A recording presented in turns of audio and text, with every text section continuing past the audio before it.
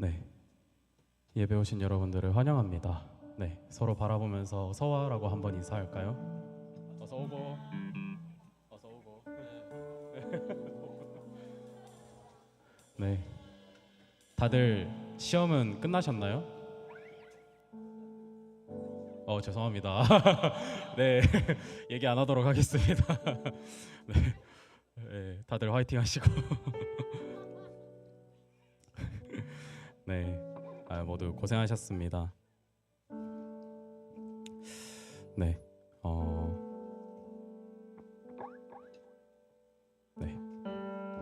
혹시 내비게이션 없이 목적지를 찾아가 본 적이 있으신가요?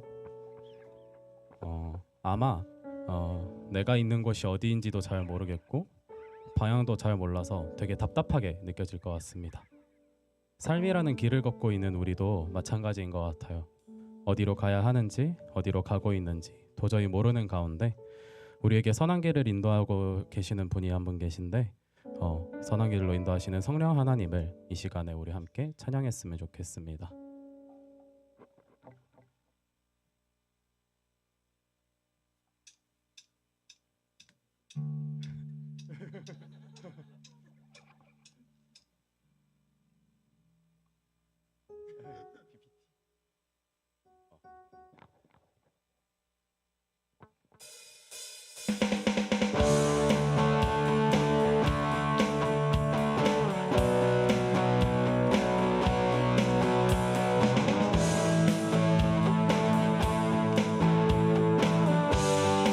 성령이여 내 영혼을, 성령이여 내 영혼을 충만케 하소서. 내 속에 충만케 하소서. 내 속에 강물이 넘쳐나게. 오 성령 하나님, 오 성령 하나님, 날 다시 새롭게. 오 성령 하나님, 오 성령 하나님, 날 다시 새롭게 하소서. 채우소서, 채우소서. 내 영혼이 세상 유혹 다 이기고 다시 주를 닮아가도록. 채우소서, 채우소서. 내 영혼이 세상 유혹 다 이기고 오직 주만 나타내도록. 다시 한번 성령이여, 성령이여 내 영혼을 충만케 하소서. 내 속에 강물이 넘쳐나게. 다시 한번 성령이여, 성령이여 내 영혼을 충만케 하소서. 내 속에 강물이 넘쳐나게. 오 성령 하나님, 오 성령 하나님,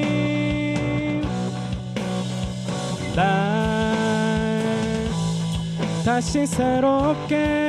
오 성령 하나님, 오 성령 하나님, 날 다시 새롭게 하소서. 채우소서, 채우소서. 내 영혼이 세상 유혹 다 이기고 다시 주를 닮아가도록.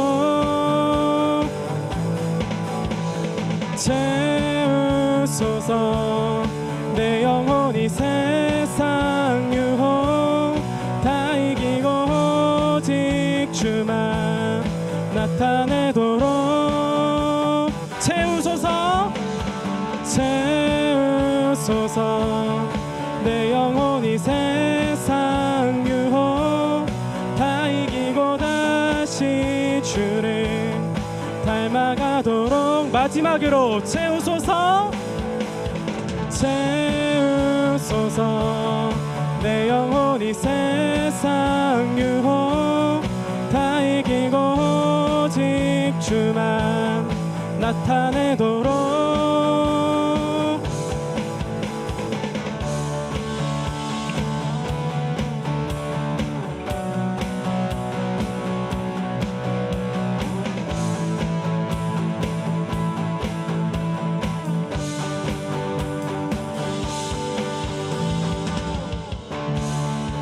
네, 하나님께 영광의 박수를 올려드립시다.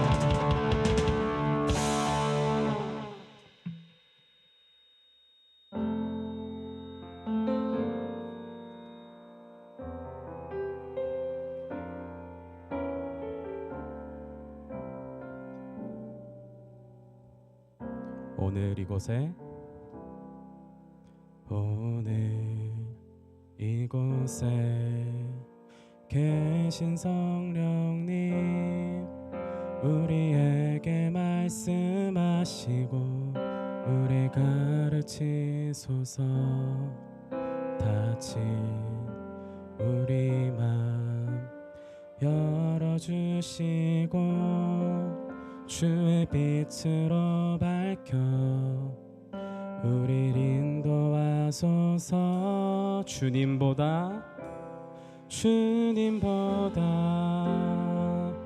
앞서지 않고 겸손하게 주님의 말씀 기다리니 주님 손에 우릴 드립니다. 사랑으로 인도하소서. 다시 한번 찬양할까요? 오늘 이곳에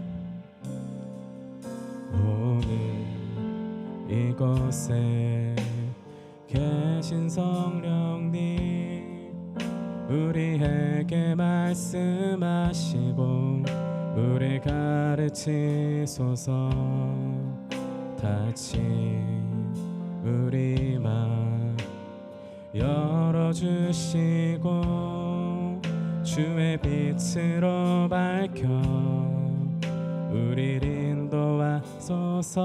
다시 한번 오늘 이곳에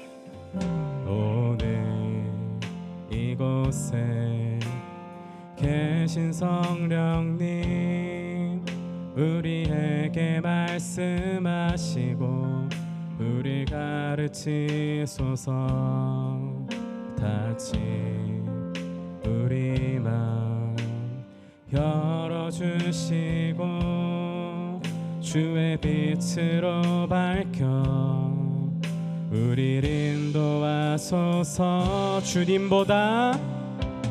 주님보다 앞서지 않고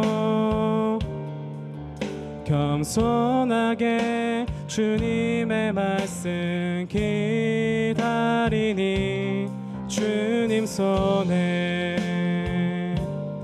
우릴 드립니다. 사랑으로 인도하소서. 주님보다 앞서지 않고 겸손하게 주님의 말씀 기다리니 주님 손에 우릴 드립니다. 사랑으로 인도하소서.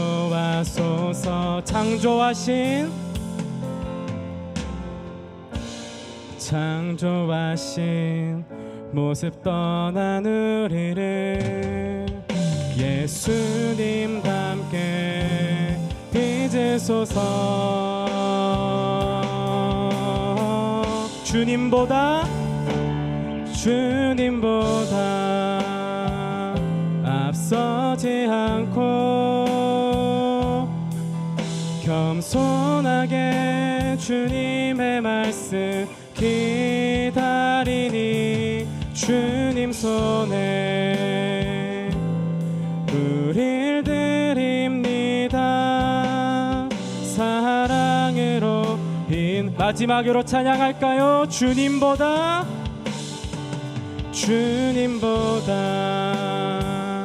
앞서지 않고 겸손하게 주님의 말씀 기다리니 주님 손에 우릴 드립니다. 사랑으로 인도하소서. 사랑으로 인도하소서.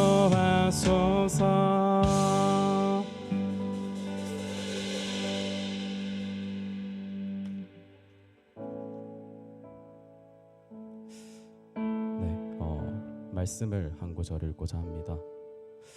내가 아버지께 구하겠다. 그리하면 아버지께서 다른 보혜사를 너희에게 보내셔서 영원히 너희와 함께 계실 것이다. 그는 진리의 영이시다. 세상은 그를 보지도 못하고 알지도 못하므로 그를 맞아들일 수가 없다. 그러나 너희는 그를 안다. 그것은 그가 너희와 함께 계시고 너희 안에 계실 것이기 때문이다. 요한복음 14장 16절에서 17절 말씀입니다. 이 시간에 우리 안에 항상 함께 계시며 우리를 인도하시는 성령 하나님의 은혜를 함께 찬양했으면 좋겠습니다.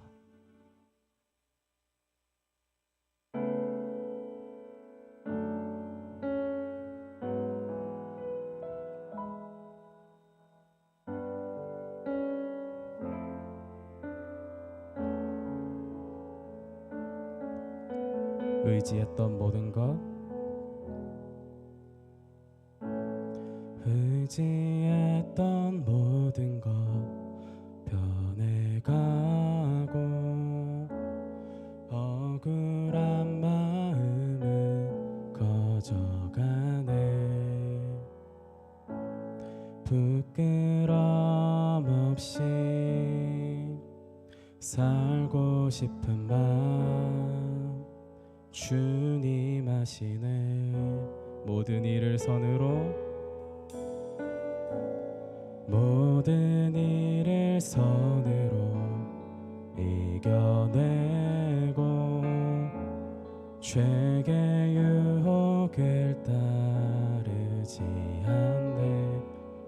나를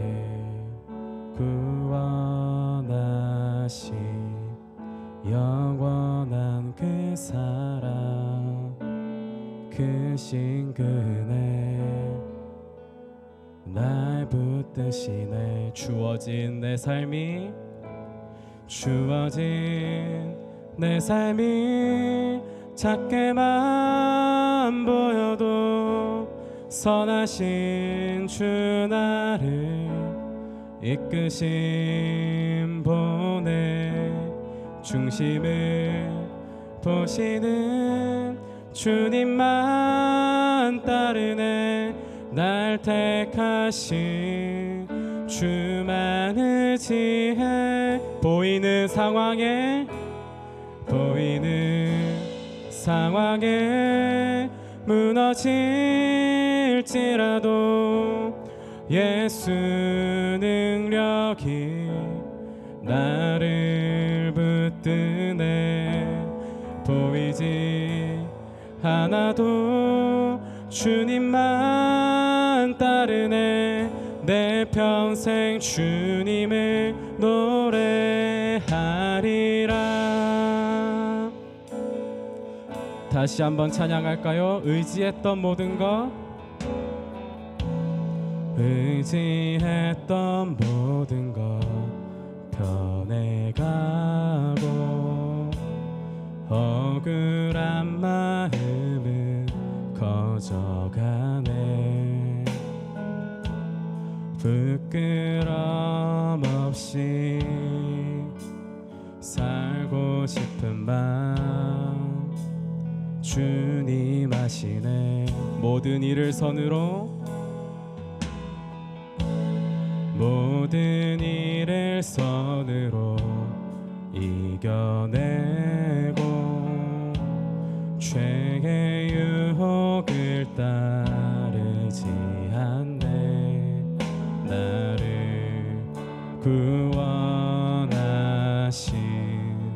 영원한 그 사랑 그 신그네 날 붙드시네.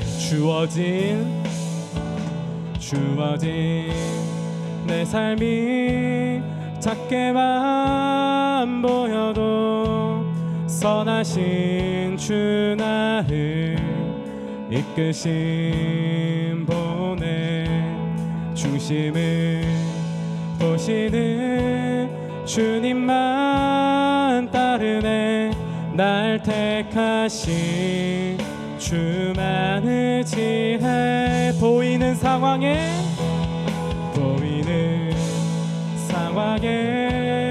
무너질지라도 예수 능력이 나를 붙드네. 보이지 않아도 주님만 따르네. 내 평생 주님을 노래. 주어진 상황에 주어진 내 삶이 작게만 보여도 선하신 주 나를 이끄신 분의 중심을 보시는 주님만 따르네. 날 택하신 주만 의지해.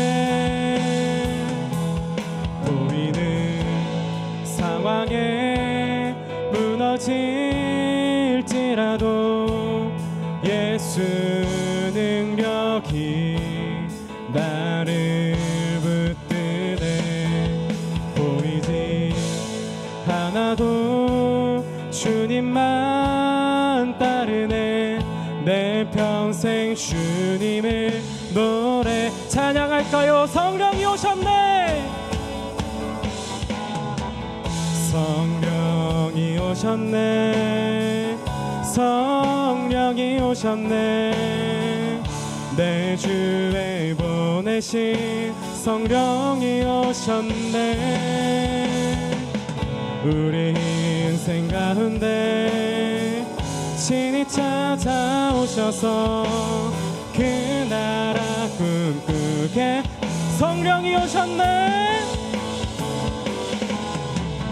성령이 오셨네. 성령이 오셨네. 내 주에 보내신 성령이 오셨네. 우리 인생 가운데 친히 찾아오셔서 그 나라 꿈꾸게 하시네. 허무한 시절 지날 때 허무한 시절 지날 때 깊은 한숨 내쉴 때 그런 풍경 보시며 탄식하는 분인데 고와 같이 너희를 버려두지 않으리. 내가 너희와 영원히 함께한. 억눌린 자 갇힌 자 억눌린 자 갇힌 자 자유함이 없는 자 피난처가 되시는 성령님 계시네. 주의 영이 계신 곳에 참 자유가 있다네. 진리의 영이신 성령이 오셨네. 성령이 오셨네. 성령이 오셨네. 내 주에 보내신 성령이 오셨네. 우리 인생 가운데 친히 찾아오셔서 그 나라 꿈꾸게 함께 성령이 오셨네. 성령이 오셨네. 성령이 오셨네. 내 주에 보내신 성령이 오셨네. 우리 인생 가운데 친히 찾아오셔서 그 나라 우리의 목소리로 마음을 다해 고백합시다. 성령이 오셨네. 성령이 오셨네. 성령이 오셨네. 내 주에 보내신 성령이 오셨네. 우리 인생 가운데 친히 찾아오셔서 그 나라 꿈꾸게. 마지막으로 성령이 오셨네. 성령이 오셨네. 성령이 오셨네. 내 주에 보내신 성령이 오셨네. 우리 인생 가운데 친히 찾아오셔서 그 나라 꿈꾸게 하시네. 이 시간 함께 잠잠하게 기도했으면 좋겠습니다. 함께 찬양했던 것처럼 성령님께서 우리와 함께 하십니다. 우리 안에 우리와 항상 함께 하시며 하나님의 나라를 꿈꾸게 하시고 인도하십니다. 빛이 보이지 않을 것 같은 길에 빛을 비추시고 보이지 않을 것 같은 곳을 보게 하십니다. 이 시간 우리를 그 인도하시는 성령님의 음성을 들을 수 있기를 잠잠하게 기도하면 좋겠습니다. 기도하겠습니다.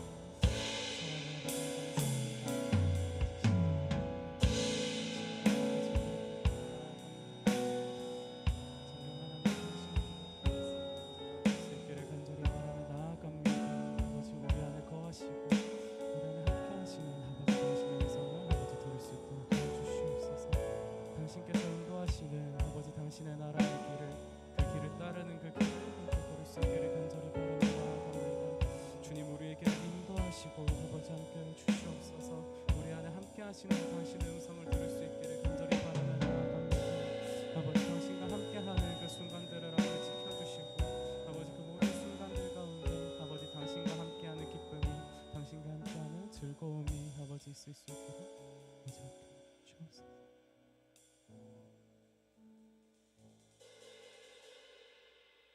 이 모든 말씀 우리를 인도하시는 우리 주 예수 그리스도 이름으로 기도드렸습니다. 아멘. 대표 기도 하시겠습니다.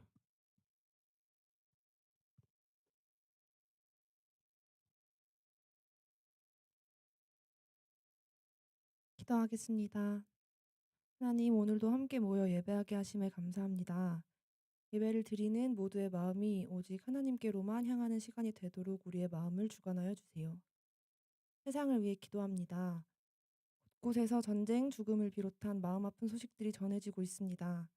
이 세상 가운데 하나님의 평안이 있기를 원합니다. 상처받은 자들의 마음을 위로해 주시고 참 소망 되시는 예수님을 모두에게 전할 수 있게 우리가 힘써 복음을 전할 수 있도록 도와주세요. 예배의 모든 순서를 주님께 맡깁니다. 말씀 전하시는 생목님 영육간에 강건하게 하여 주시고 말씀이 우리들의 마음에 심겨지어 하나님을 드러내는 삶을 살아가도록 함께 해주세요. 감사드리며 예수님의 이름으로 기도합니다.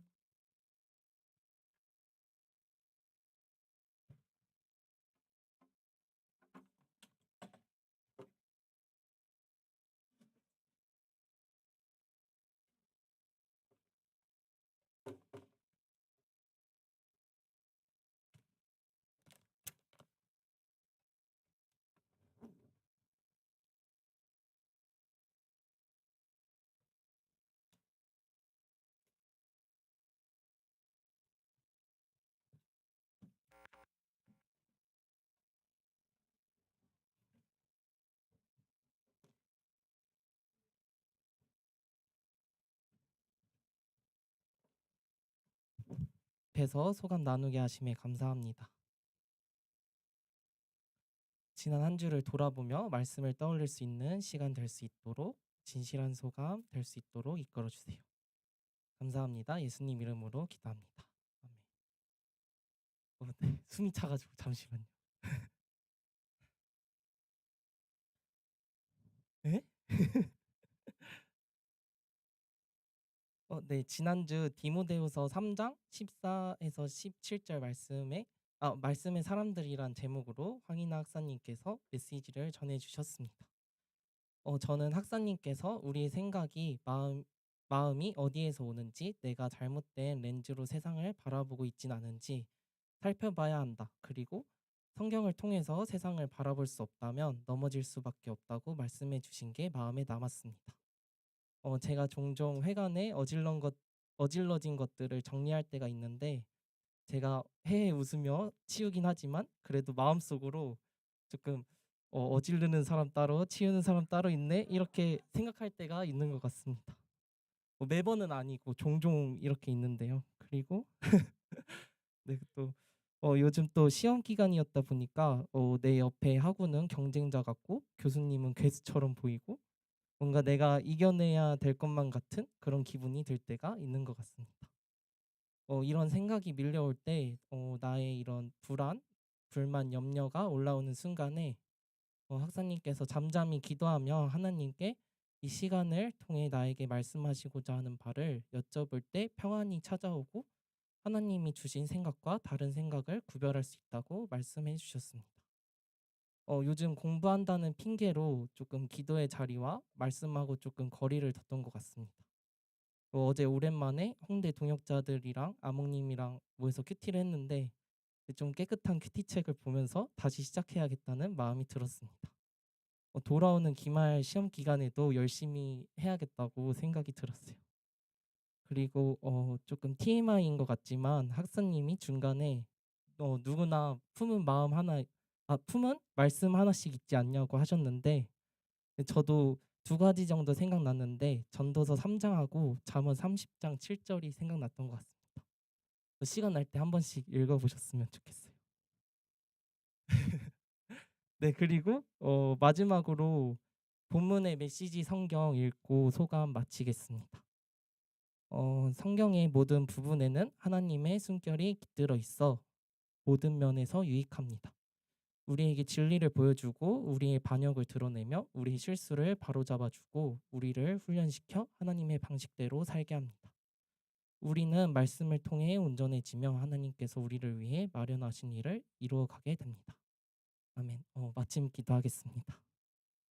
하나님, 부족한 사람이 앞에서 소감 나눴습니다. 유익한 것만 남도록 해주시고 이후 말씀 시간 은혜 가득할 수 있도록 이끌어 주세요. 감사합니다. 예수님 이름으로 기도합니다. 아멘.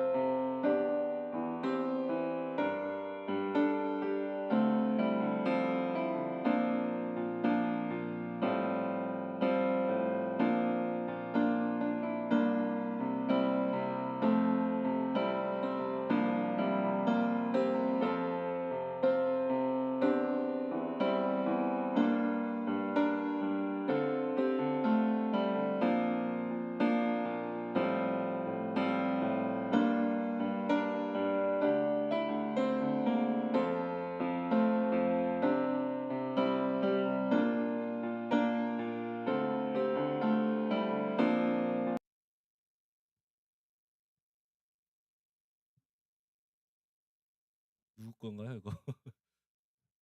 넣어놓을게요. 민식이의 마음이 그렇습니다. 네, 우리 오늘 소율이 문답 같이 읽겠습니다. 소율이 문답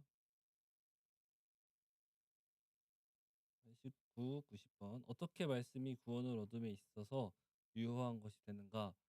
하나님의 성령께서 말씀의 낭독, 특히 말씀의 전파를 효과적인 방편으로 삼으셔서 죄인들로 죄를 깨닫고 회개하게 하시며 거룩함과 위안으로써 그들을 굳건하게 하시며 믿음으로 구원에 이르도록 하신다. 말씀이 구원에 이르도록 유효한 것이 되게 하려면 우리는 말씀을 어떻게 읽고 들어야 하는가? 구원에 이르도록 유효한 것이 되게 하려면 우리는 부지런함과 준비와 기도로서 말씀에 따르고 믿음과 사랑으로서 그것을 받아들이고 마음에 간직하고 생활에서 실행해야 한다. 네, 좋습니다. 네, 오늘 본문 말씀 읽도록 하겠습니다. 시편 1편입니다.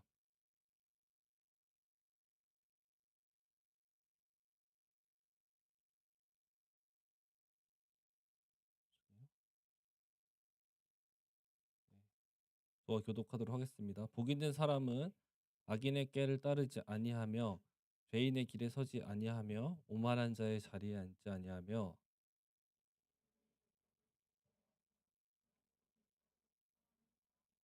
그는 시냇가에 심은 나무가 철 따라 열매를 맺으며 그 잎이 시들지 아니함 같으니 하는 일마다 잘 될 것이다.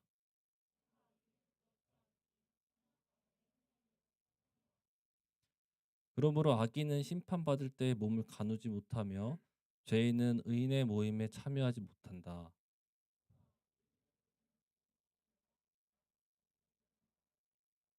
네.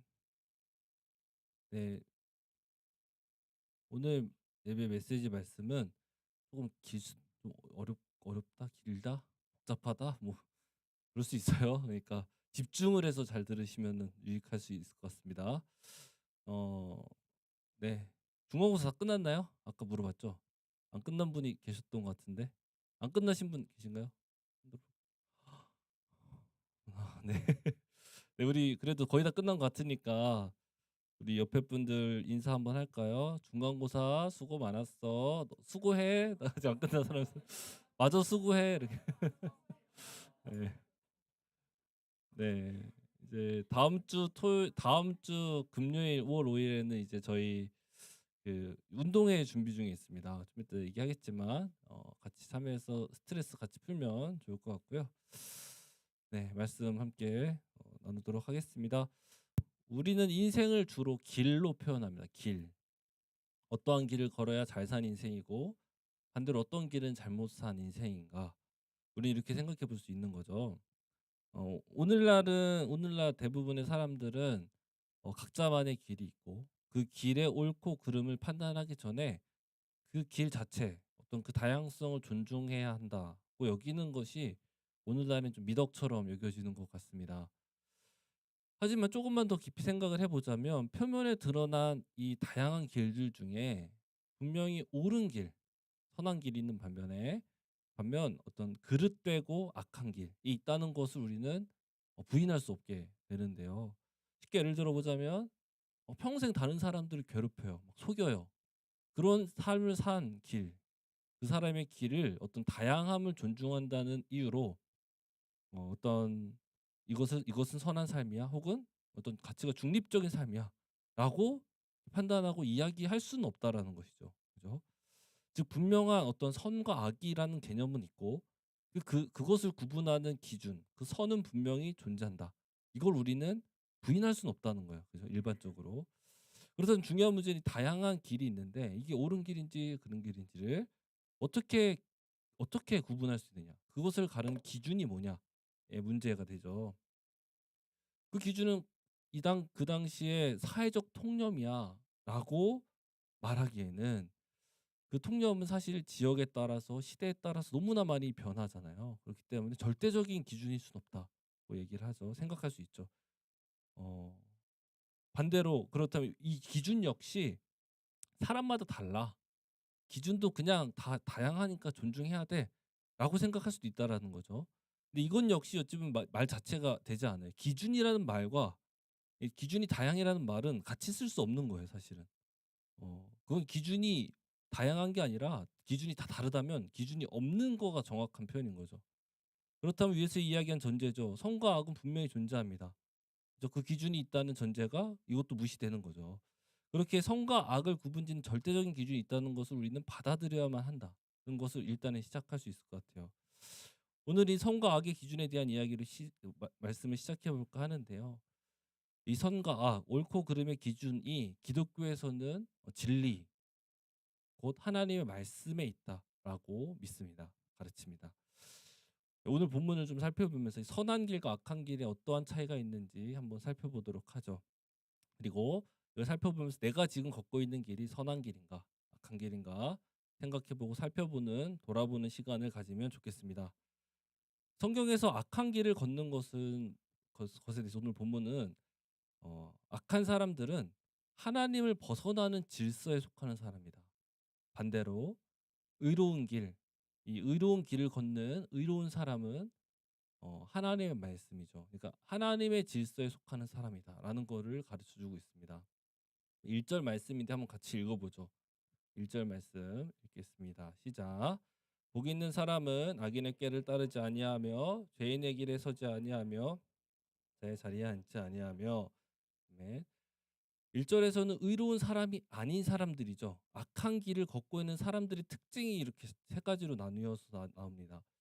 여기서 악인의 꾀가 나오죠. 악인의 꾀는 악인들이 제시하는 계획, 조언 이런 걸 가리킵니다. 그리고 죄인의 길은 이 악한 자들이 제안한 그 계획을 따르는 과정에서 혹은 그 상태 자체가 죄를 동반한다는 것을 이미지화해서 보여주는 거죠. 죄의 길이라는 것이. 여기서 조금 어려워지는데 이 본문의 배경이 되는 말씀이 또 있습니다. 오늘 시편 1편이 갑자기 쓰여진 말씀이 아니에요. 예레미야서 17장 5절부터 8절을 보죠. 네, 나오는데요. 한번 읽어보죠. 예레미야 17장 5절 8절 말씀. 네. 읽으면서 시편 오늘 읽었던 본문이랑 되게 비슷하다는 걸 느낄 수 있어요. 한번 읽어보겠습니다. 형제들이 먼저, 그다음 자매들이 읽도록 하겠습니다. 형제들부터 내용을 보면서 읽는 거예요. 네, 읽겠습니다. 시작. 나 주가 말한다. 나 주에게서 마음이 멀리하고 오히려 사람을 의지하며 사람이 힘이 되어 주려고 하고 믿는 자는 저주를 받을 것이다.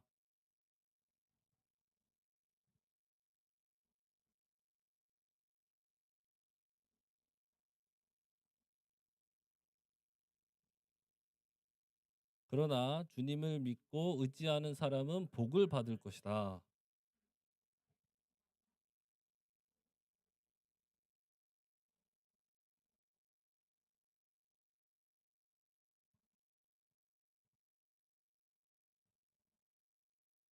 아멘. 네, 제가 뭐 가져왔는데 보시면서 들으시면 될 것 같습니다. 예레미야 말씀 읽어보니까 오늘 본문의 메타포가 되게 일치하는 것들이 많다는 걸 볼 수 있죠. 저주를 받는 사람, 복 받는 사람이 대조되어 있고 물가에 심은 나무, 그리고 그 나무가 열매를 맺는다라는 내용이 오늘 본문의 은유와 일치합니다. 실제 예레미야 17장 이 말씀은 이 시편이 쓰여지기 전에 편집되어지기 전에 쓰여진 글입니다. 시편의 저자는 이 예레미야 말씀을 이미 알고 있었다라는 것이죠. 이러한 배경을 가지고 지금 본문을 기록했다. 우리는 볼 수 있는 겁니다. 그렇게 복을 받는 의로운 사람과 복을 받지 못한 악한 사람에 대한 이 개념을 지금 이 두 개의 본문은 공유하고 있다는 것을 알 수 있는 거죠. 그런 의미에서 17장 5절을 보죠. 여기서 악한 길을 걷는다는 게 뭘까에 대해서 더 선명하고 입체적으로 보여줍니다. 5절 보죠. 나 주가 말한다. 나 주에게서 마음을 멀리하고 오히려 사람을 의지하며 사람이 힘이 되어 주려고 믿는 자. 주려니 하고 믿는 자는 저주를 받을 것이다. 이렇게 말하죠. 악한 길을 걷는 사람에 대해서 같은 개념을 갖고 있는데 여기서는 사람을 의지한다. 하나님을 떠나서 사람들이 나에게 힘이 될 거야 라고 기대하는 사람이 악한 사람이다 라고 표현을 하죠. 재밌죠. 네, 이렇게 시편 1편과 예레미야 17장 연결되어 있던 것 같이 오늘 본문 시편 이후에 시편 2편 두 번째 편도 오늘 말씀과 오늘 본문 말씀과 긴밀히 연결되어 있다는 것을 알 수 있습니다. 일단은 띄워주면 좋을 것 같고요. 시편 1편과 2편은 시편 전체의 서사, 가장 처음에 나오는 어떤 머릿말과 같은 그런 시로 분류가 됩니다. 두 편이 동시에. 주제도 같아요. 그리고 제가 이렇게 써왔는데 1편과 2편을 저자는 같이 읽도록 연결시켜 놓았다는 것을 알 수 있어요. 그림에서 보여주듯이 이게 원어상으로 똑같은 단어들이 쓰였다는 것을 보여줍니다. 색깔이 보면.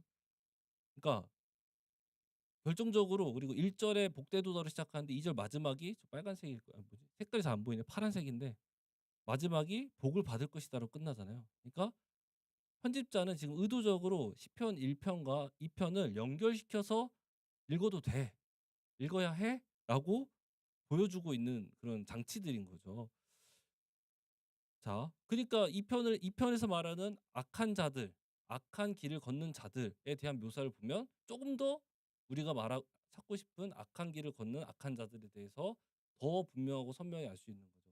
그게 오늘 2편의 시편 2편의 1절부터 3절에 나타나 있습니다. 한번 보죠. 네, 시편 2편 1에서 3절. 네, 저와 교독하겠습니다. 어찌하여 문나라가 술렁거리며 어찌하여 민족이 헛된 일을 꾸미는가?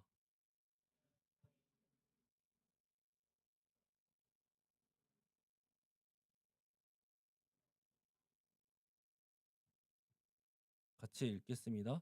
이 족쇄를 벗어 던지자, 이 사슬을 끊어버리자 하는가. 아멘. 그러니까 이 시편 2편에 지금 악인들을 묘사한 말씀이 1절 3절이 뭐냐면 하나님을 거역해요. 벗어나고 싶어요. 끊어버리자. 이 족쇄를 벗어버리자. 벗어나려고요. 그것을 위해서 왕들끼리 이방 왕들끼리 음모를 꾸미는 것, 연대하는 것, 동맹하는 것. 그런 세상의 임금들로 악인들이 표현됩니다. 네, 그러니까 지금까지 내용 정리해 보죠. 악한 길을 걷는다는 건 뭘까? 악한 사람들은 어떤 사람인가? 시편에서 말하는 그거는 하나님을 벗어나는 사람들인데, 그죠? 하나님을 벗어나는 질서를 강요하는 그것을 가지고 있는 세상 왕들이면서 동시에 이 왕들을 의지하는 사람들이다. 이걸 다시 말하면 이 세상 왕들을 통해서 안전이 확보될 거라는 것을 믿는 거. 그들이 제시하는 질서 계획을 그래서 따르는 사람들, 이 악한 사람들이야. 라고 정리할 수 있다라는 거죠.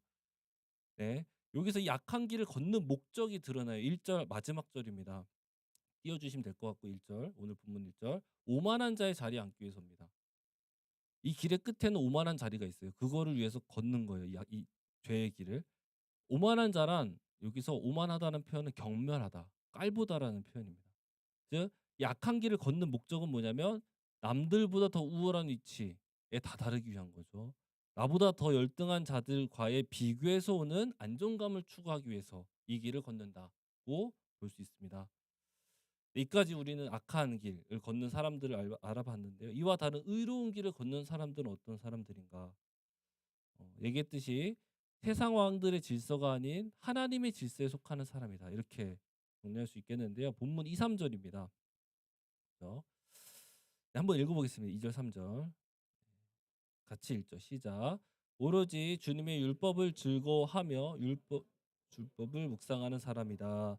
그는 시냇가에 심은 나무가 철 따라 열매를 맺으며 그 잎이 시들지 아니함 같으니 하는 일마다 잘 될 것이다. 아멘.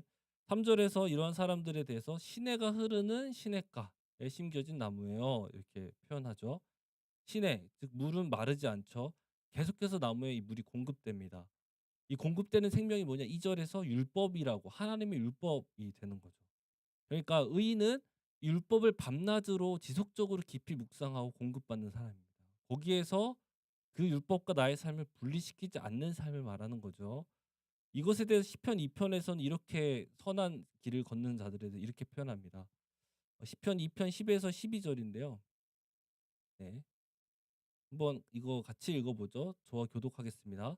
그러므로 이제 왕들아 지혜롭게 행동하여라. 세상의 통치자들아 경고하는 이 말을 받아들여라.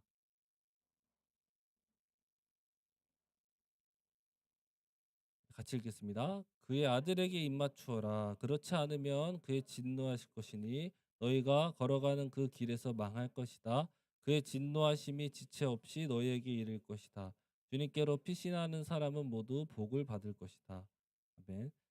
그러니까 11절에서 어떻게 표현되냐면 주님을 섬기고 찬양하는 사람, 12절에서 하나님의 아들 메시아에게 입맞추는 사람. 그러니까 입맞춤 존경과 복종을 의미합니다. 12절 하반절에는 주님께 피신하는 사람 이렇게 묘사되죠. 그러니까 하나님이 나의 보호자가 된다는 걸 믿는 거예요. 그래서 그분한테 종속되는 것, 그분을 주인으로 알고 왕으로 모시는 상태가 의로운 자야라고 정리되는 거죠. 어, 좋습니다. 오늘 본문에서 악한 자와 의로운 자들 나누는 기준은 너무나 분명합니다. 그죠?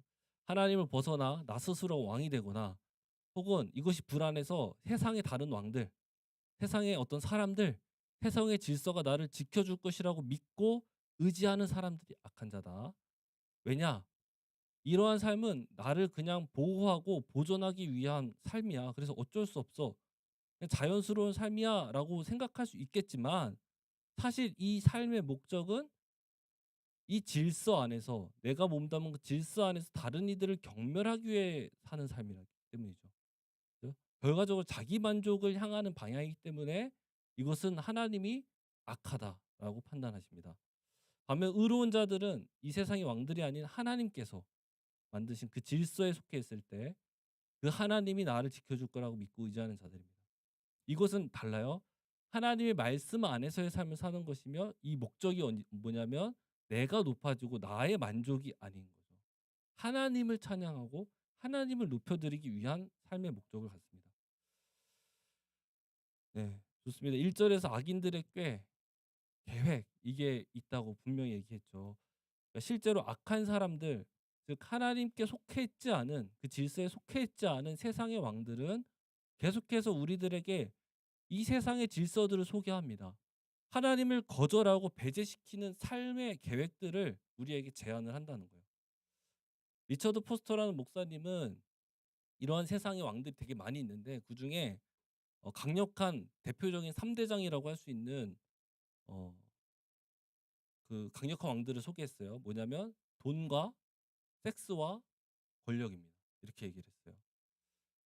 돈이라는 왕이, 쾌락이라는 왕이, 권력, 인기 라는 이런 왕들이 있는데 이 왕들을 중심으로 형성된 질서가 있다는 거예요. 거기에 편입되고 거기에 종속될 것을 우리에게 유혹하고 압박을 한다는 것이죠. 이 왕들은 그 질서 안에 속하면 너는 만족할 수 있어. 너는 스스로가 왕이 될 수도 있어. 그러니까 하나님 벗어나도 된다고 이야기를 합니다. 이런 겁니다. 돈을 중심으로 형성된 이 견고한 시스템에 너는 잘 적응해야 돼.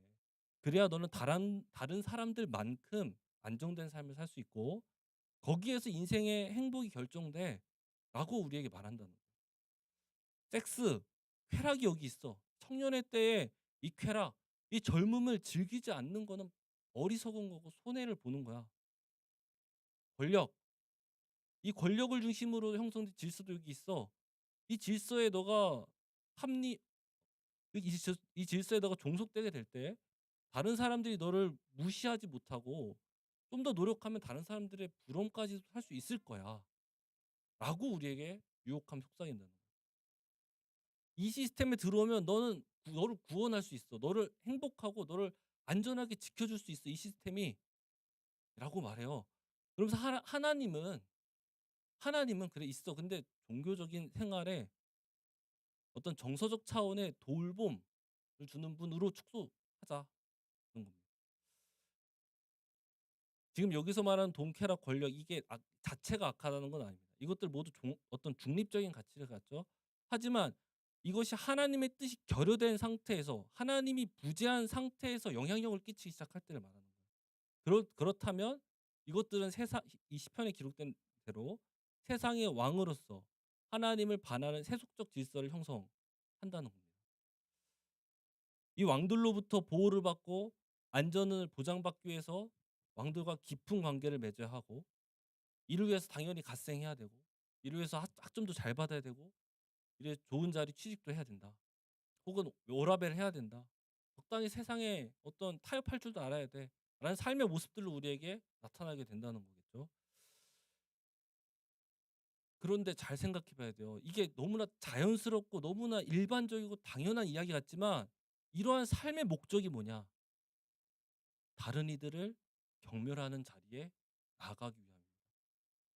다른 이들보다 더 나아 보이는 삶, 다른 이들에게 무시당하지 않으려는 삶, 난 손해 보지 않을 거야라는 비교에서 오는 우월감과 안정감, 그것을 위해 사는 삶이라는 것이죠.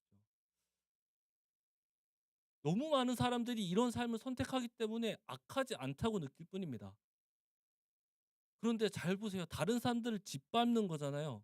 경쟁에서 승리하는 것, 그것이 능력이고 역량이라고, 나쁜 것이 아니라고, 이 자연스러운 것이라는 이 비인격적이고 잔인한 프레임에 우린 익숙해져 있을 뿐이지 절대적으로 객관적으로 이것이 악하지 않은 것은 아니라는 거죠.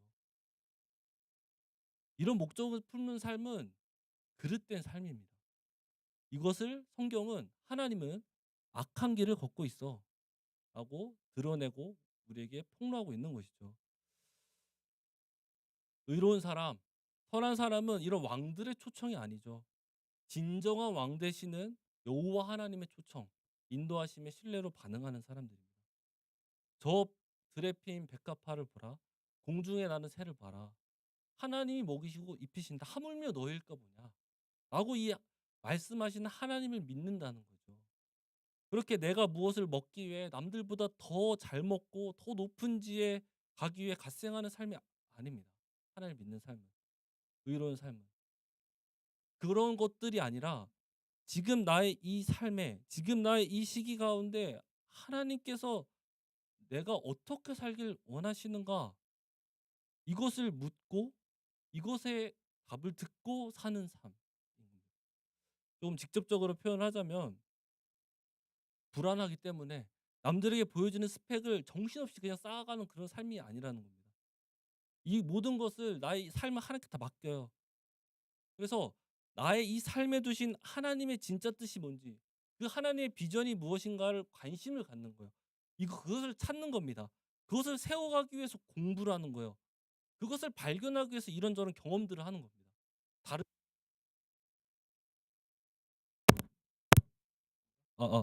네. 나의 만족과 나의 즐거움을 위해서 나의 시간과 정력을 사용하는 삶이 아닙니다. 하나님께서 더 가치 있다고 말씀하신 일, 어떤 맡기신 영혼을 돌보고 사랑하는 일, 혹은 이 세상을 좀 더 이롭게 하는 일, 그런 것들에 나의 시간과 물질과 에너지를 사용하는 삶이 되는 거죠. 그러니까 세상이 말하는 질서가 아닌 하나님께서 말씀하신 질서에 속하기 힘쓰는 것, 이것이 오늘 본문에서 말하는 의로운 길을 걷는 의인의 삶이다라고 우리에게 분명하게 가르쳐 주고 있는 것입니다. 네. 이어지는 본문은요. 이러한 삶을 살아야 되는 근원적인 이유가 당위가 아닌 거예요. 선하고 악하기 때문에. 이게 아니라 분명하게 말합니다. 악인과 의인의 결말이 너무나 다르다는 걸 말해주고 있어요. 4절 6절인데요. 한번 같이 읽어보겠습니다. 우리 자매님들부터 읽겠습니다. 4절. 네, 시작.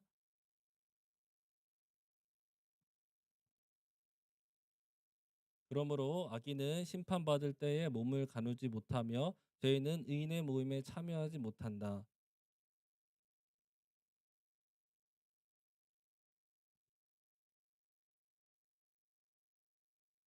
아멘. 악한 자들은 심판을 받는데 이것은 이제 종말에 있을 심판을 의미한다고 일단은 볼 수 있어요. 그런데 이것이 실제 이 심판이 현실 가운데서도 확인된다는 것을 알 수 있어요. 크게 두 가지로 볼 수 있습니다. 먼저는 삶의 공허함을 마주하게 된다고 알 수 있어요. 한낮 바람에 흩날리는 축적이라는 표현을 보면 무언가 있었던 것 같아. 근데 사실을 형체가 없어지고 실속이 없는 삶을 은유하고 있는 거죠. 아까 읽었던 17장 5절 6절을 보면 더 명확해집니다. 띄워주시고 그냥 따라오시면 될 것 같아요. 자, 사람을 의지한다고 되어 있죠. 사람에게 기대를 합니다. 근데 그 결과가 뭐예요? 6절에 나오죠. 그 결과 주변에 사람이 아무도 남지 않습니다. 혼자 있어요. 그죠? 내가 쫓는 무언가가 분명 나에게 희망과 소망이 된다고 생각하면서 열심히 달려왔어요. 근데 어느 순간 돌아보니 나는 혼자예요. 남는 것이 없습니다. 전부라고 생각했던 가치들이 사실은 쭉정이와 같아서 신기루처럼 사라져 버린 겁니다. 결국에는 그 삶에서 어떠한 유의미한 가치를 찾을 수 없는 것이 되는 거죠. 자, 반면 의인들은 유의미한 삶을 살아간다는 걸 알 수 있어요. 3 절을 보죠. 읽었으니까 보겠습니다. 그리고 예레미야 17장 7절 8 절이 같이 맥을 하죠. 띄워 주시고 보면 될 것 같아요. 자, 의인은 시냇가에 흐르는 시냇가에 심은 나무로 은유되죠. 작은 어떤 바람에도 형체가 없어지는 뚝정이와 대조가 됩니다. 무더위와 가뭄 같은 고난의 시간이 없는 건 아닙니다. 분명히 있다고 말하죠. 예레미야 말씀을 보면. 하지만 괜찮습니다. 왜냐? 옆에 흐르는 시내가 계속된 생명을 내게 공급하기 때문이죠. 자, 어떠한 것도 남기지 못하는 삶이 아니에요, 이 삶은. 실체가 있는 열매가 때가 되면 실제로 열립니다. 나타나게 된다. 그러니까 유의미한 삶이 된다는 걸 알 수 있죠. 네, 이 차이가 있습니다. 두 번째, 두 번째 악한 사람들의 받는 이 심판은 의인들의 공동체에 들어올 수가 없습니다. 의인들의 공동체를 경험할 수 없게 됩니다. 5절에서 오늘 보면 5절 띄워 주시면요. 5절에 악인들은 의인들의 모임에 참여하지 못한다. 이런 말씀이 있어요. 여기서 의인들의 모임이 뭐냐면 그냥 교회에 나오는 사람들이 아니라 그냥 어떤 모임에 단순히 소속감을 느끼고 친해지는 것과는 조금 다른 관계망을 의미합니다. 너와 내가 맺는 관계가 아니에요. 의인들의 이 모임은 너의 하나님과 나의 하나님, 그 하나님께 너와 내가 종속됨으로 형성되는 일치감입니다. 마치 한 부모 밑에 자라는 형제 자매를 생각하면 될 것 같아요. 한 부모에 속하게 됨으로써 형성되는 형제 자매의 관계.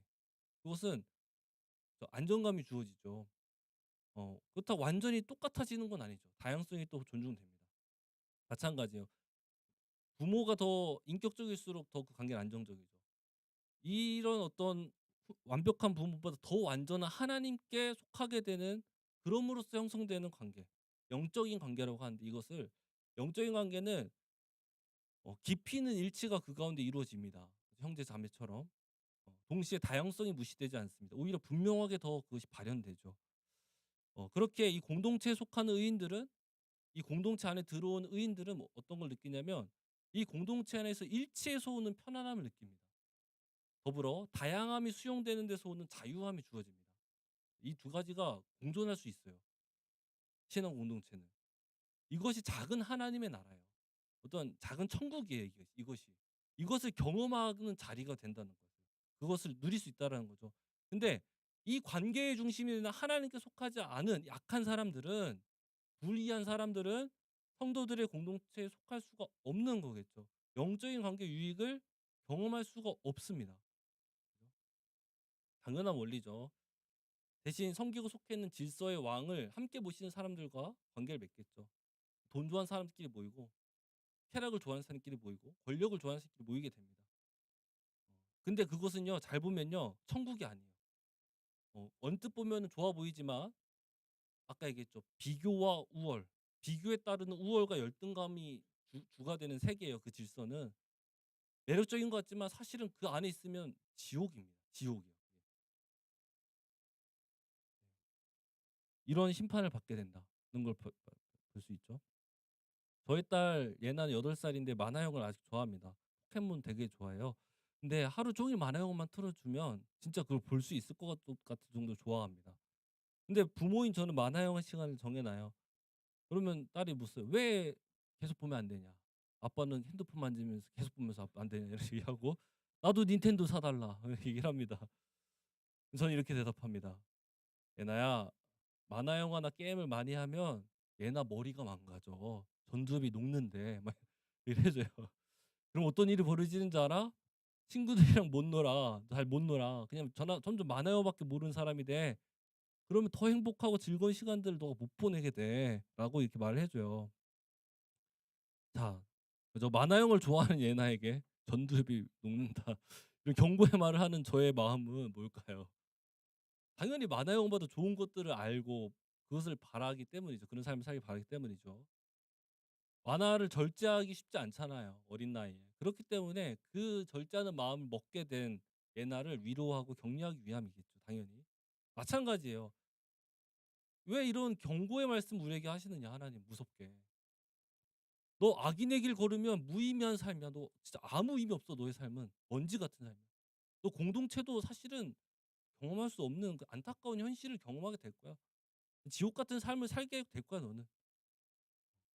너 악인의 길 걸으면 나는 너의 존재를 인정할 수 없어. 망해 너는. 이 경고의 말씀 왜 하실까요? 당장 부담스럽죠. 답답하고 이해가 되지 않을 수 있어요. 근데 사랑이 많으신 하나님께서 그 무의미한 정말 그 지옥 같은 끝없는 경쟁에 짓눌려 있는 삶으로부터 벗어나기를 원하는 거예요. 그 마음이시겠죠. 동시에 이런 세상의 유혹을 떨쳐내면서 어떻게든 지금 의로운 길을 살고자 몸부림치는 사람들에게 위로와 격려를 주기 위함일 것입니다. 네, 좋습니다. 지금까지 우리는 악한 자들의 삶과 이런 의로운 자들의 삶이 어떠한지 또 그 결과가 어떠한지 우리 쭉 살폈습니다. 마지막으로 우리 한 가지만 더 살펴보고자 하는데요. 그렇다면 실제로 우리는 이 의로운 길을 어떻게 걸어가야 하는가? 의로운 자로서의 삶을 우리는 어떻게 살아갈 수 있는가에 대해서까지 살펴보고 마치고자 합니다. 우리가 여기서 알아야 될 점은 의로운 자의 삶은 의로운 자가 되기 위한 삶이 아닙니다. 의로운 자가 되었기에 살아가는 삶입니다. 본문 3절을 보죠. 제가 띄워달라고 한 그 본문을 네, 제가 직독직해를 했습니다. 보시면 돼요. 그 밑에 게 직독직해입니다. 이런 진짜 원어를 따라서 하나 써보면 이런 느낌입니다. 그래서 보면요, 중요한 것은 의로운 자라고 생각되는 이 시냇가에 심겨진 나무는 여기 가로치고 써져 있죠. 수동분사. 네. 수동분사 형태입니다. 나무가 나 여기 마음에 들어 뿌리 내릴래 이렇게 해서 심겨진 게 아니라는 거죠. 누군가 의도적으로 그 나무를 데려다가 이 자리에 세웠다는 걸 의미합니다. 네, 수동태가 되는 거죠, 나무 입장에서. 정확하게는 예레미야 17장 6절을 보죠. 17장 6절 제가 한번 같이 읽어볼까요? 네, 읽겠습니다. 시작. 그는 황야에서 자라는 가시덤불 같아서 좋은 일이 오는 것을 볼 수 없을 것이다. 그는 소금기가 많아서 사람이 살 수도 없는 땅 메마른 사막에서 살게 될 것이다. 아멘. 그러니까 예레미야는 뭐냐면 이렇게 말하고 있어요. 우리는 광야와 같은 생명이 부재한 땅에 심겨진 나무의 모습이 원래 우리의 모습이야. 이렇게 표현을 해요. 그렇기에 누군가가 이곳에서 시내가 흐르는 땅으로 옮겨 심어야 되는 것이죠. 외부의 손길이 필요하다는 거죠. 나 스스로 이걸 할 수 없잖아요. 그 손길에 대해서 시편 2편에서 말해요. 6절에서 7절, 12절 이렇게 했는데요. 한번 그냥 보겠습니다. 읽어볼까요, 이것도? 6, 7절은 자매들이, 12절은 형제들이 읽겠습니다. 6, 7절 자매들 시작.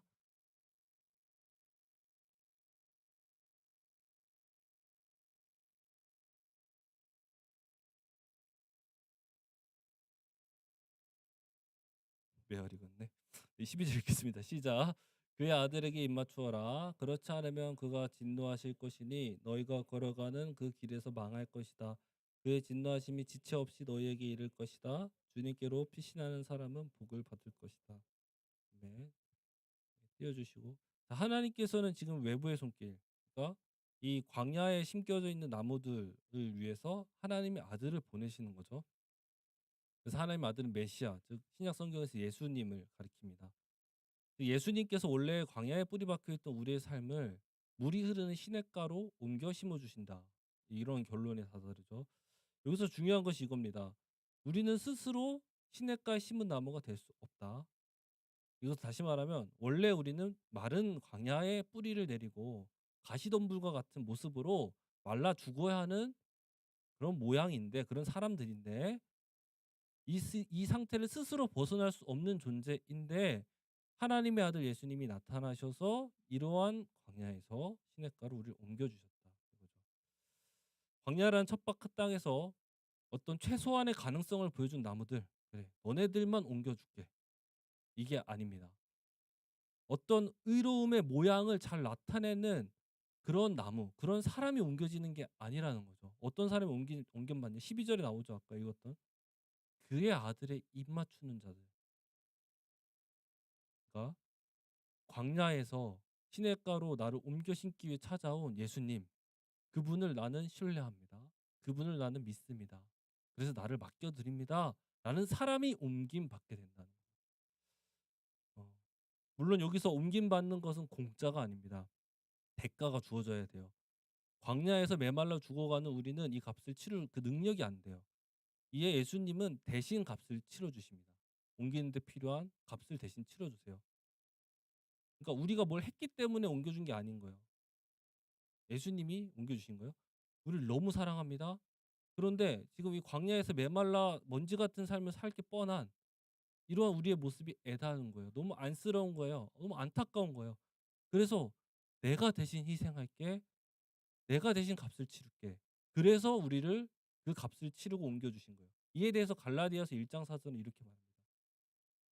네, 읽겠습니다. 갈라디아 1장 4절 같이 읽겠습니다. 시작. 예수 그리스도께서는 하나님 우리 아버지의 뜻을 따라 우리를 약한 세대에서 건져주시려고 우리의 죄를 대속하기 위하여 자기 몸을 바치셨습니다. 아멘. 예수님의 희생을 통해서 옮겨진 거예요. 이 옮겨진 상태가 의로운 겁니다. 의로운 상태예요. 이 옮김 받음으로써 의로운 자가 된 것입니다. 네, 다시 3절을 볼까요? 다음 3절을 보면요. 어떤 일이 벌어지냐? 3절에 쓰여진 동사들 보죠. 네, 다 미완료로 사용됐어요. 열매 맺는 거, 시들지 않는 거, 하늘이 다 잘 되는 거, 이게 다 미완료형이에요. 이게 뭔 말이냐면 한 번 이루어지는 일이 아닌 거예요. 계속 지속적으로 연속적으로 계속해서 이 일들이 일어난다는 거예요. 특유의 생명력, 계속해서 열매들이 열리고 그 생명력이 나타나고 그것이 발현된다, 발산된다는 걸 보여주죠. 그러니까 이 순서가 중요한 거예요. 내가 열매 맺는 모양을 만들어내는 것이 아니라는 거예요. 시냇가에 심어져서 공급되는 생명이 있을 때 내 삶에 자연스럽게 이 열매가 맺히는 것이 올바른 순서, 어떤 복음적인 순서라는 거죠. 근데 이런 영상을 봤어요. 백지를 줘요. 거기에 사랑이란 단어를 쓰래요. 막 쓰려고 봤는데 잉크가 없어요. 그래서 잉크가 없어요 얘기를 했어요. 근데 그래도 사랑이라고 써 라고 해요. 일단 써요. 말을 듣고. 계속 쓰다 보면 어떤 일이 벌어져요? 당연히 종이는 찢어지죠. 그죠? 이게 어찌 보면 오늘 교회에서 요구하는 헌신과도 같다라고 비판하는 그런 영상을 본 적이 있습니다. 내 안에는 힘이 없는데, 내 안에는 생명이 없는데 계속해서 어떤 신앙의 열매를 맺어야 하는 신앙의 열매의 모양을 강요한다는 것이죠. 계속해서 이걸 강요하다 보면 그걸 계속해서 순종한다는 마음으로 듣다 보면 순종하다 보면 내 마음은 너덜너덜해져요. 이러한 마음을 받는 상대 역시 상처와 고통을 받게 되죠. 여러분, 의로운 자가 되기 위해서 모양을 내기 위해서 이러이러한 일을 해 라는 것은 기독교에서 말하는 어떤 신앙이 아닙니다. 신앙은 예수님을 통해 의로운 자가 되었기에 의로운 자라 칭함 받은 상태이기에 의로운 자답게 살자 이게 되는 것이죠. 엄연한 차이, 분명한 차이가 있습니다. 어, 물론 우리 안에 의로운 자라 칭함 받았지만 여전히 광야에서의 삶이 익숙한 모습들이 남아있죠. 그것이 어찌 보면 어떤 면에서 더 익숙하기도 합니다. 저도 똑같아요. 그런데 이 모양이 바뀌어가는 게 너무 중요하고 필요해 보이잖아요. 시급해 보이잖아요. 근데 이걸 놓치면 안 된다는 거죠. 바뀌어가는 과정이 복음적이어야 된다는 거예요. 자, 너 이제부터 시냇가에 심은 나무야. 너 지금부터 이 가시들 다 뽑아버려야 돼. 못 써. 얼른 모양 바꿔. 가 아니라는 거예요. 바뀌어야 되죠, 당연히. 모양은 똑같을 수 있어요, 결과적으로는. 그런데 이 변화는 어떻게 일어나냐? 주어지는 생명의 가시를 몰아내는 겁니다. 계속해서 생명이 내 안에 공급되다 보면 어느 때가 되면 결실할 철이 이르면 가시인 줄 알았던 그 마른 가지에 잎사귀가 나는 거예요. 그 나무 고유의 열매를 맺게 되는 거예요. 우리 공동체 어, 모양에 집중하고 삶의 표면, 관계의 표면을 다루는 공동체 어떤 그런 사역들이 되지 않으면 좋겠다는 생각이 저는 듭니다. 그러기 위해서 우리가 먼저 살펴야 되는 건 뭐냐? 우리의 삶의 뿌리가 신에 연결되어 있는가? 이거겠죠. 여기서 주어지는 시냇물은 여호와의 계명이에요. 하나의 말씀이라고 배웠잖아요. 그러니까 이 말씀이 지금 내 삶에 역사하고 있는가? 우리의 깊은 어떤 표면적인 차원 말고 내 깊은 내면에 하나님의 말씀이 정말 들어와서 그것을 대신하고 역사하고 있는가? 이 경험들이 우리에게 필요하다는 거죠. 저는 공대생이라서 학생 시절 이렇게 말씀들을 묵상했던 것 같아요. 자, 말씀 봤어. 큐티했어. 3분 딱 읽었어. 아, 잘 모르겠어? 옆에 거 봐. 큐티할 때 옆에 거 봐요. 그 풀어놓은 거. 아, 그래, 이 말씀이구나. 자, 그래, 내용 다 알았어. 자, 그럼 지금 나 어떻게 살아야 되지? 그래, 이렇게 살자. 끝. 이었습니다. 5분 큐티 이렇게 할 때가 많았어요. 뭐 급하고 바쁠 때 어쩔 수 없겠지만 말씀을 깊이 있게 누리고 느끼는 시간, 그 말씀의 어떤 느낌이 풍성할 때, 느껴지는 느낌이 풍성할 때 어떤 주어진 그 적용이 의무나 당위가 아닌 정말 생명으로 감당하는 삶이 된다는 것을 요즘 이제 간사를 하고 나서 경험을 배워가는 것같습니다. 그렇게 깊이 있게 말씀을 보고 묵상하는 연습을 같이 해가는 게 너무 중요하다는 생각이 들어요. 그러니까 말씀이 단순히 우리의 행동을 바꾸고 우리의 표면적인 삶에 그냥 물 뿌리듯이 그렇게 적용되는 게 아니라 실제 나의 깊은 곳에 살아 역사하고 그 말씀을 깊이 누리고 그 안에 내주하신, 오늘 찬양 많이 했듯이 성령님께서 내 안에 내주하시는 성령께서 성령과 깊은 교제를 이루는 것, 이것이 우리에게 너무 중요하고 필요하다는 생각이 듭니다. 이게 참 어렵죠. 추상적이죠. 그래서 이걸 돕는 사람들이 있는 거예요. 그게 목자입니다. 여기에서 말씀을 가르치고 삶을 돌보는 목자들, 1:1 목자들이 될 수도 있고 셀 목자가 될 수도 있고 우리 간사님들이 될 수도 있겠죠. 이거 어렵기 때문에 이걸 돕는 게 목자들인 거예요. 그렇게 1:1과 큐티, 예배 시간에 주어지는 이런 말씀의 뿌리, 말씀을 나의 뿌리, 나의 가장 깊은 내면에 어떻게든 가져오고 적용시키고 그 안에서 어떤 감화가 일어나는 일들이 많이 있으면 좋겠습니다. 그래서 이런 소감을 쓰는 문화가 잘 정착되면 좋을 것 같아요. 이런 것들을 힘쓸 때 우리 공동체는 한 사람 한 사람은 더 풍성한 나무가 될 것이라고 저는 믿습니다. 그것이 성경의 약속이니까요. 그리고 곧 우리가 속한 이 캠퍼스, 또 이 신촌 땅에 우리 한 사람 한 사람, 또 우리 공동체가 그들에게 좀 쉬어갈 만한 그런 그늘이 되기도 하고, 또 필요한 사람들에게 우리의 맺은 열매를 기꺼이 내주기도 하는 그런 공동체가 되어가면 좋겠다는 생각까지 할 수 있었습니다. 네, 좋습니다. 오늘 말씀을 마치겠는데요. 오늘 말씀 쭉 정리하고 마치겠습니다. 성경은 선과 악의 기준이 명확히 있다고 말합니다. 그 기준은 하나님의 질서에 속하는가 아니면 세상 왕들의 질서에 속하는가로 나뉘어진다고 배웠습니다. 이 두 길의 결과는 다르죠. 심판의 때에 의인은 인정받지만 악인은 심판받습니다. 마지막으로 의로운 삶은 의로운 자가 되기 위한 삶이 아니죠.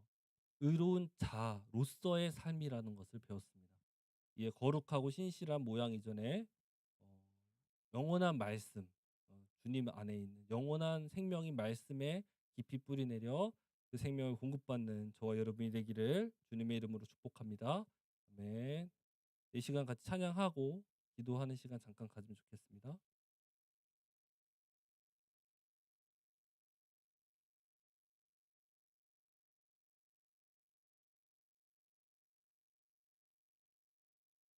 했던 찬양인데 그냥 해보겠습니다.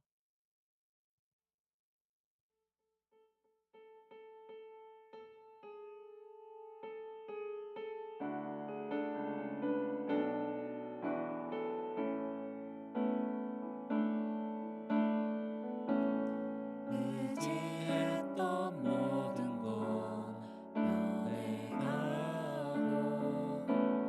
억울한 마음은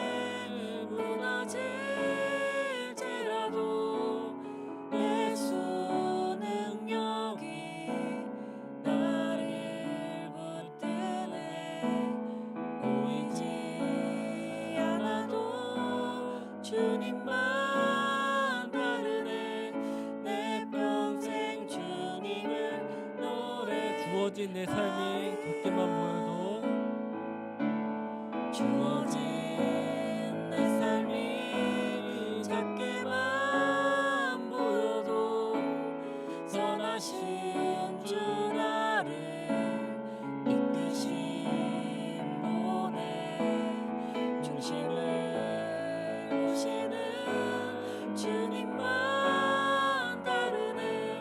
날 택하신 주만 의지해 보이는 상황에 무너질지라도 예수는 여기 나를 붙드네. 보이지 않아도 주님만 다르네. 내 평생 주님을 노래하리라.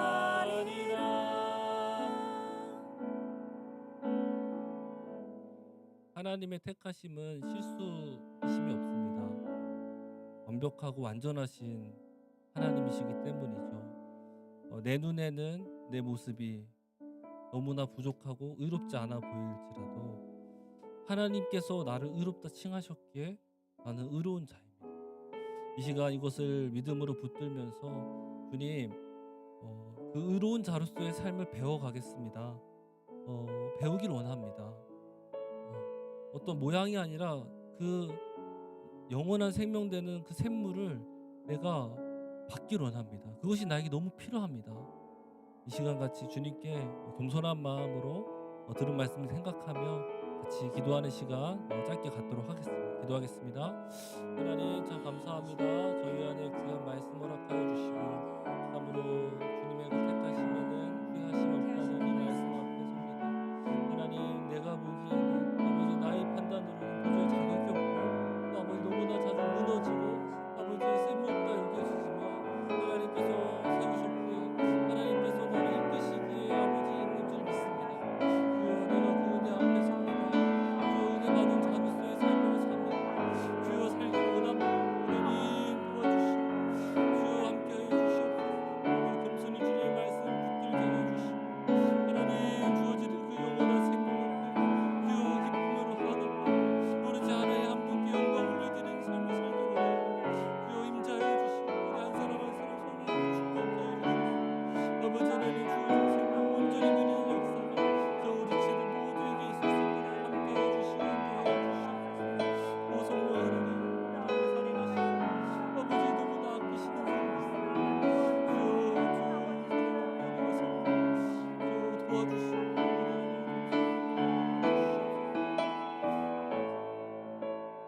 감사드리며 예수님의 이름으로 기도드렸습니다. 아멘. 이 시간 봉헌 기도해 주시겠습니다.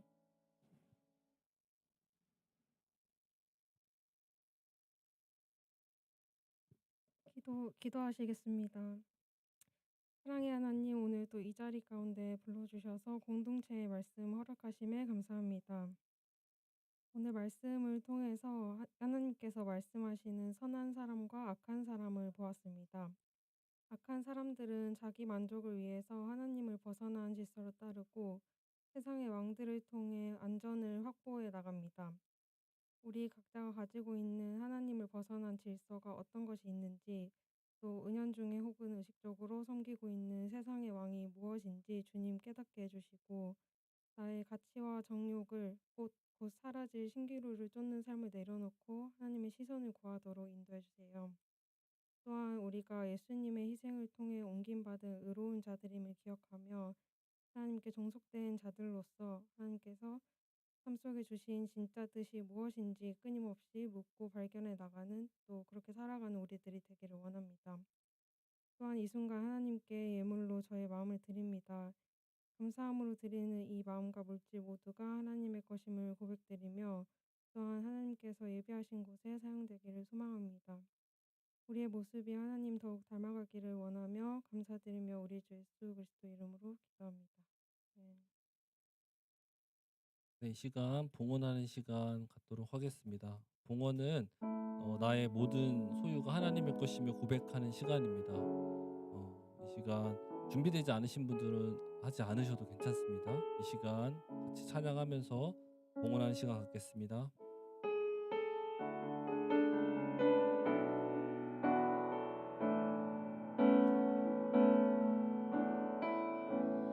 의지했던 모든 것 변해가고 억울한 마음은 커져가네.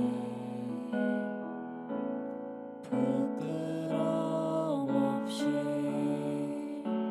살고 싶은 마음 주님 아시네.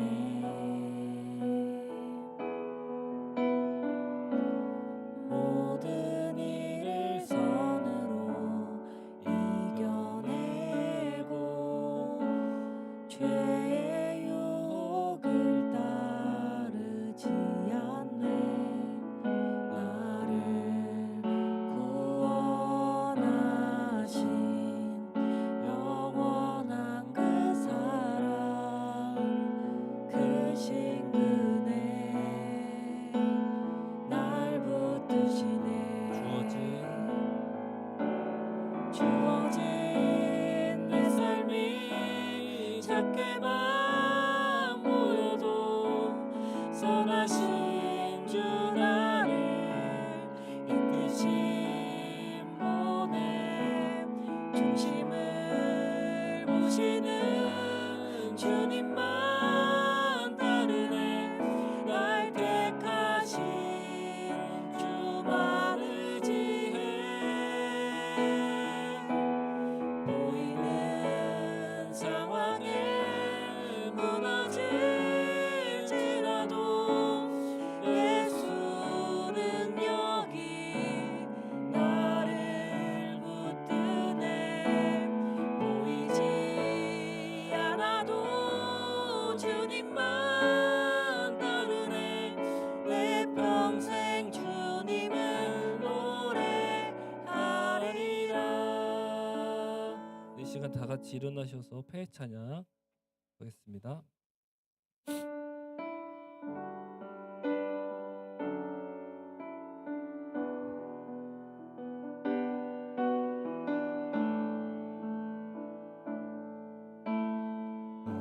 하지 않아도 정결하게 사는 것, 가진 것이 적어도 감사하며 사는 삶, 내게 주신 작은 힘 나눠주며 사는 삶, 이것이 나의 삶의 행복이라오. 눈물 날 일 많지만 기도할 수 있는 것, 억울한 일 많으나 주를 위해 참는 것, 비록 짧은 작은 삶 주 뜻대로 사는 것, 이것이 나의 삶의 행복이라오. 이것이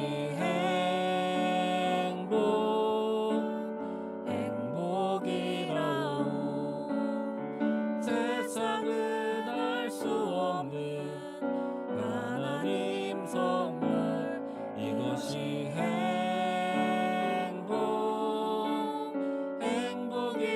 행복이라오.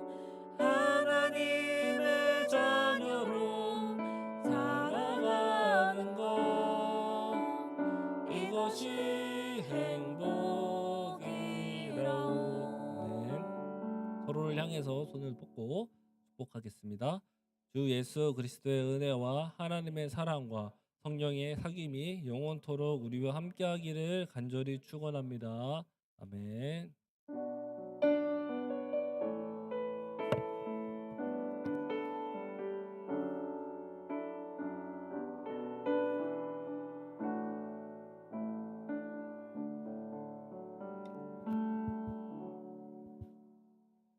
네, 광고 시작하도록 하겠습니다. 목요 모임에 오신 여러분을 진심으로 환영합니다. 네. 네. 첫 번째 광고는 운동회인데요. 아까 설교 때 잠깐 말씀해 주셨는데 5월 5일 금요일에 그 운동회가 있어요. 시간은 1시 30분이고 아마 저녁 전에 끝날 것 같고 장소는 증산체육공원인데 보시면 증산역 네, 근처에 있거든요. 그래서 1시 반까지 오시면 되고 저희가 운동장에서 하는데 좀 다양한 몸을 많이 움직일 수 있는 활동들을 이렇게 준비를 했어요. 그래서 피구, 줄다리기, 프리스비, 계주 그러니까 이런 것들을 하려고 하니까 많이 참여해 주시면은 좋겠습니다. 네, 저희가 단체티 사이즈를 조사를 하고 있는데 아쉽게도 이거를 운동회 전까지는 하기가 시간이 촉박할 것 같아서 아마 수양에 맞춰서 만들 것 같은데 그래도 톡방에 올라와 있으니까 사이즈 조사하는 거에 한 번씩 이렇게 체크해 주시면은 좋겠습니다. 네, 다음.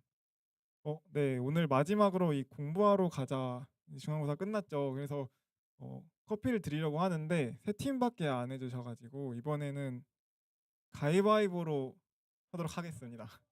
그래서 팀별로 한 명씩 하연이, 수빈이, 수빈이 한 명 더 있네. 누구 하기로 했죠 여기? 아 다인이 맞아요. 하연이, 다인이, 수빈이 이렇게 해서 가위바위보를 해서 1등이 양보하는 걸로 하겠습니다. 지금 가위바위보 할까요? 세 분 일어나서 네, 가위바위보에서 1등이 양보하는 겁니다. 네. 가위바위보. 오, 네. 두 분 해서 가위바위보. 아, 네. 수빈이 팀이 양보하는 걸로. 네. 아, 그 네. 광고 다음으로 넘어갈게요. 네, 문서부에서 광고 있습니다. 안녕하세요, 여러분. 큐티 책이 나왔습니다. 큐티 책을 사세요. 큐티를 하세요. 어, 오늘 여기 입구 쪽에 큐티 책을 둘 거예요. 그래서 장부에 이름이랑 작성하시고 하면 좋겠고 PDF로도 구매를 하실 수 있으니까 제가 구매 방법을 톡방에 올려드릴게요. 근데 저도 PDF도 해보고 종이책도 해봤는데 저는 좀 잠잠히 분리된 시간을 보내고 싶을 땐 종이책이 훨씬 유익하더라고요. 그래서 여러분도 PDF도 해보시고 종이책도 해보시면서 여러분에게 잘 맞는 걸 찾아가시면 좋겠고 무엇보다 하세요, 여러분. 일단 해봅시다. 하면 좋겠어요. 그리고 저희가 2달에 한 번씩 이 큐티책을 주문을 넣고 있어요. 근데 올해 들어 주문량이 점점 줄어듭니다. 왜냐하면 판매량이 점점 줄어들고 있기 때문이에요. 그래서 여러분 저에게는 이 명단이 있거든요. 지난달에 샀지만 이번 달에 사지 않은 친구들 기억하고 있습니다. 네, 이번 달에는 많이 팔리길 기대하며 조금 더 주문했으니까요. 여러분 이거 완판 해봅시다. 네, 화이팅! 감사합니다. 다음 축산부에서 광고 있다고 하는데.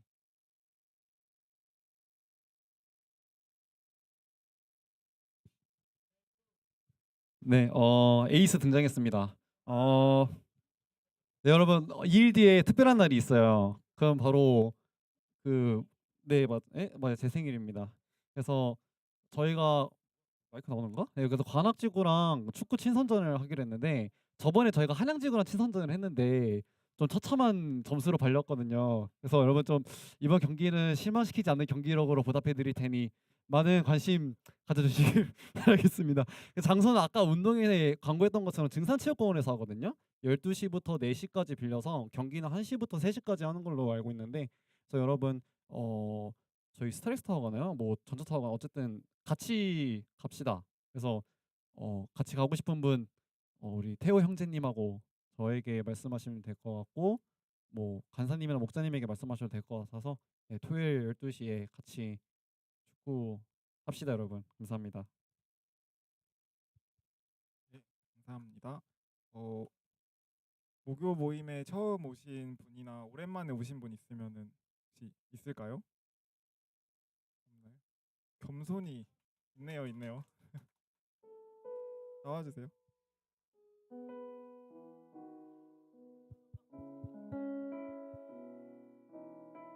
소개를 한번 해주시면 좋겠고 오늘 예배 어땠는지 짧게. 네, 안녕하세요. 저는 연세대학교를 다니고 있고 18학번이고 군대를 전역한 지 2달 됐고 한 2달 전에 이 자리에 섰던 것 같은데요. 그때는 바로 여러분들과 함께 할 줄 알았는데 개인적인 일로 학교를 이번 학기는 휴학하고 지금은 일하고 있어서 원래는 못 뵀었지만 이번 주부터 목요일 날 쉬는 날을 받아가지고 이제부터는 계속 볼 수 있을 것 같아요.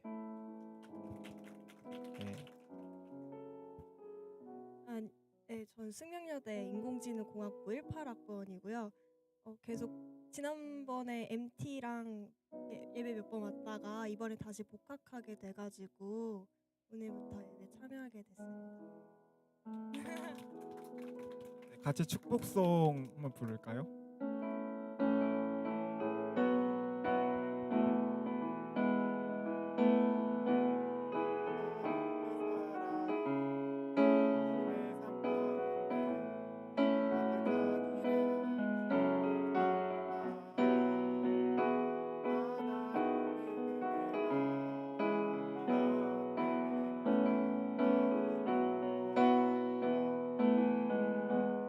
감사합니다.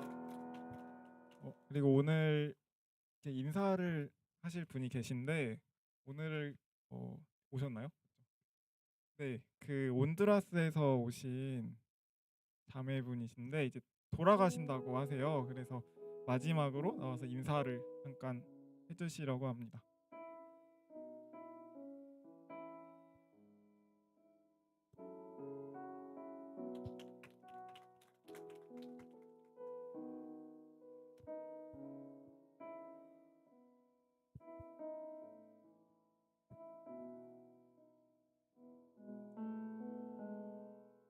안녕하세요. My name is Catherine. I've been here for 6 months, and next week I'm leaving. I'm going back to Honduras. I live in Honduras, and so far everything has been really nice and great. I enjoy a lot Korea, a lot.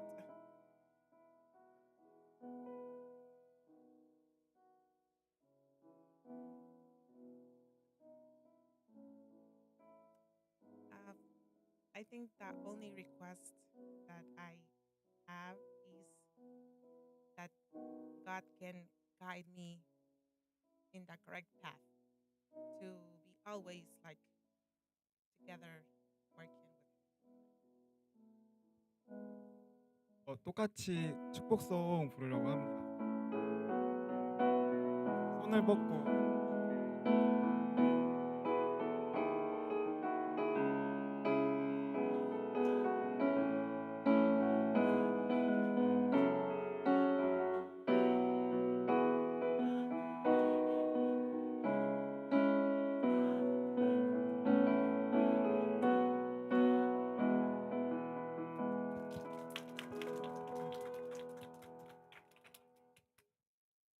네.